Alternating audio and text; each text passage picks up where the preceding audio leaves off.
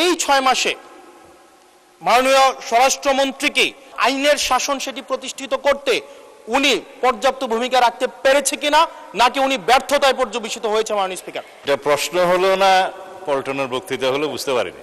এগুলো পল্টনের বক্তব্য চলে, এটা সংসদে তথ্যভিত্তিক কথা বলতে হবে।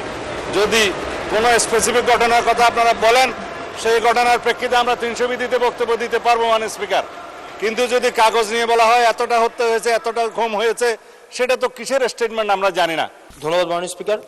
মাননীয় স্পিকার, এই সরকার ক্ষমতা ফেব্রুয়ারি 17 তারিখ শপথ গ্রহণ করেছে।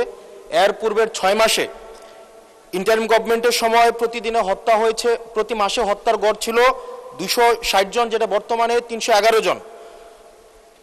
এই সরকার ক্ষমতা গ্রহণের পূর্বের 6 মাসে খুন হয়েছে 1780 জন, যেটা এই সরকারের 6 মাসে খুন হয়েছে 1789 জন। নারী ও শিশু নির্যাতন পূর্বের 6 মাসে ছিল 10,090 জন, এটি এই 6 মাসে হয়েছে 11,165 জন। পুলিশের উপরে হামলা হয়েছে 275টি, যেটি এই সরকারের প্রথম 6 মাসে হয়েছে 317টি। গণপিটুনি দিয়ে 2025 সালের পুরা বছরে 166 জনকে হত্যা করা হয়েছে, যেটা এই সরকারের 6 মাসে সেটির সংখ্যা পৌঁছেছে 120 জন। ব্রাহ্মণবাড়িয়াতে কনসার্ট বন্ধ করে দেওয়া হয়েছে, নৌকাবাজ বন্ধ করে দেওয়া হয়েছে। সেখানে মাননীয় স্বরাষ্ট্রমন্ত্রী বলেছেন যে ব্রাহ্মণবাড়িয়ার একটা কালচারাল একটা জেলা, সেই জেলায় নাকি গান বাজনা সিনেমা নাকি বন্ধের মতোই। আজকে আপনার মাধ্যমে মাননীয় স্বরাষ্ট্রমন্ত্রীর কাছে প্রশ্ন, এই 6 মাসে মাননীয় স্বরাষ্ট্রমন্ত্রীকে law and order situation restore করতে পেরেছে কিনা, এবং আইনের শাসন সেটি প্রতিষ্ঠিত করতে উনি পর্যাপ্ত ভূমিকা রাখতে পেরেছে কিনা, নাকি উনি ব্যর্থতায় পর্যবেসিত হয়েছে? মাননীয় স্পিকার। মাননীয় স্বরাষ্ট্রমন্ত্রী। ধন্যবাদ মাননীয় স্পিকার। এটা প্রশ্ন হলো না পল্টনের বক্তৃতা হলো, বুঝতে পারিনি। আইন শৃঙ্খলা পরিস্থিতির উন্নয়নে 6 মাসে স্বরাষ্ট্রমন্ত্রী সফল হয়েছে কিনা এটা একটা প্রশ্ন। তারপরে ব্রাহ্মণবাড়িয়া জেলায় সিনেমা হল কেন নাই সেটা আরেকটা প্রশ্ন।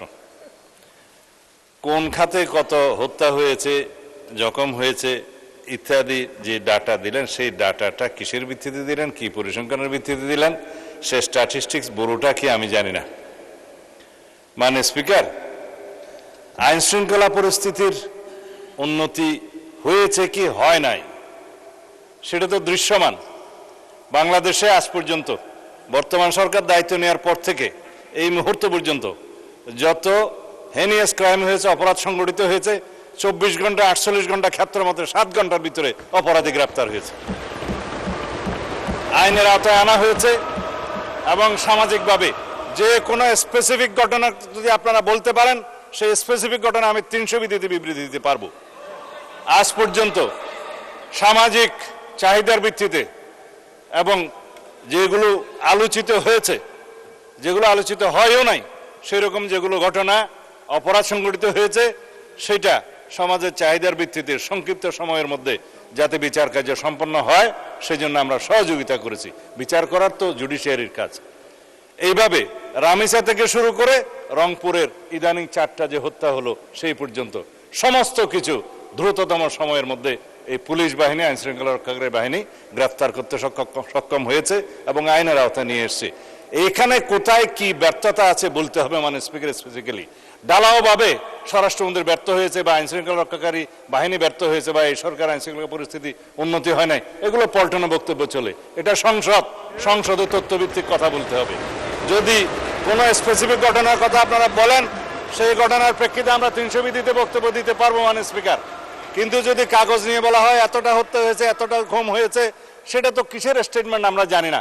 আমরা গতবারও সংসদে আমরা 300 বিধিতে বক্তব্য দিয়েছি, স্টেটমেন্ট দিয়েছি এবং সংসদের জেনারেল আলোচনার মধ্যেও বলেছি, ডাটা দিয়েছি। তার মধ্যে আমরা প্রত্যেকটা পরিসংখ্যান করে প্রত্যেকটা অপরাধ ভিত্তিক চিত্র আমরা তুলে ধরেছিলাম। তখন কেউ বলতে পারে না মাননীয় স্পিকার।